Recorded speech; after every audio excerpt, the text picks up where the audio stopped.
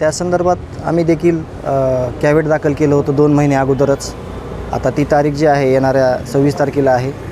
त्यासाठी सुद्धा आम्ही सर्वोच्च न्यायालयात दिल्ली येथे जाणार आहोत आणि आमच्या वतीनं आमचं सगळं म्हणणं मांडून या संदर्भात सगळी माहिती देणार आहोत. आज आरोपीनं वकील बदलला आहे. प्रतीक जयराम साठे नावाच्या आरोपीनं वकील बदलला आहे. त्याचबरोबर सरकारी वकील बदलण्यात यावा जी अशी आरोपींनी मागणी केली होती, त्याच्यावर देखील आज सरकारी पक्षाकडून सही देण्यात येण्याची शक्यता.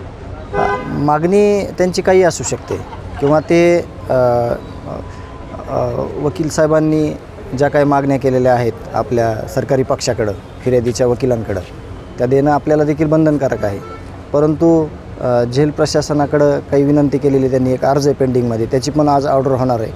आणि ते वकील बदलतायत ही गोष्ट आजची नाही.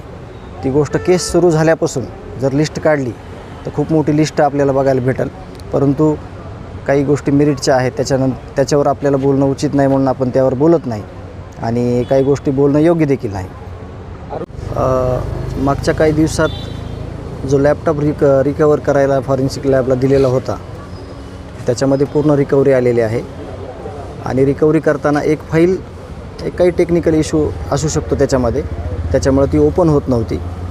म्हणून त्यासाठी त्यांनी ते ओपन करून द्या आणि ते बघू द्या आम्हाला काय आहे ते, असं त्यांचं मागणी होती.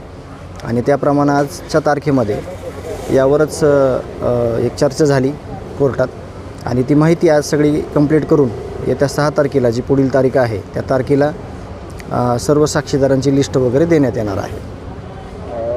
या संदर्भात आता नेमकं आता तुमची काय मागणी असणार आहे आणि अधिक कोर्टामध्ये चालले त्याच्यावरती तुम्ही समाधान आहे? आता हा जो डिले करण्याचा प्रयत्न मागील काही दिवसापासून त्यांनी केलेला होता, एकतर त्यांना चार्ज फ्रेम होऊ द्यायचं नव्हतं हे त्यांचं टार्गेट होतं पहिलं.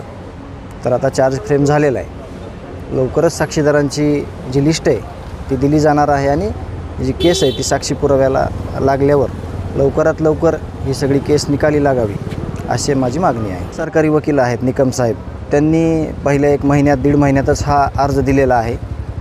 त्यावर येणाऱ्या 6 तारखेला आमच्याकडून त्याचा पाठपुरावा करण्याला आम्ही कुठेही कमी पडणार नाहीत. परंतु निकम साहेब आणि जे सरकारी वकील आहेत, सहाय्यक वकील आणि निकम साहेब यांनी याच्यात लक्ष घालून किंवा याचा पाठपुरावा करून जे सीज केलेले अकाउंट वगैरे आहेत ते लवकरच जप्त करण्यात यावे यावर आम्ही एक पाऊल उचलणार आहोत. येणाऱ्या 6 तारखेला ते तुम्हाला बघायला भेटेल. देशमुख कुटुंबाप्रमाणे सगळ्यांनाच प्रश्न पडला कृष्णा आंधळेबाबत. तुमची काही तपास यंत्रणेसोबत काही चर्चा झाली का, माहिती तुम्ही घेतली का? जवळपास किती वर्ष होत आहे चालू ह्या 6 महिन्यामध्ये आम्हाला जी माहिती मिळाली होती ती आम्ही CID ऑफिसला कळवली. 3 वेळेस हा आरोपी गावाकडे येऊन गेला, 3 वेळेस, आणि ही माहिती खरी होती. आणि त्यांनी देखील मान्य केलं की हा आरोपी तिथं आलेला होता. परंतु त्याच्यावर त्यांचं जे तपास आहे किंवा त्याला शोधाशोध चालू आहे, त्याच्याकडे कुठलाही मोबाईल नाही किंवा तो मोबाईल वापरत देखील नाही. म्हणून या यंत्रणेला अडचण येऊ शकते, अडचण आलेली आहे. परंतु यावर काय करायचं आणि आरोपीला कसं जेरबंद करायचं यावर आम्ही लवकरच विचार करून आम्हाला त्याला कसं जेरबंद करून, कारण आमच्या सगळ्या कुटुंबाला जीवितास धोका आहे. कारण का हे आरोपी म्हणजे सैतानी वृत्तीचे सगळे लोक आहेत. त्यांचं समर्थन करणारे तिथंच आले, हे आरोपी तिथंच आले.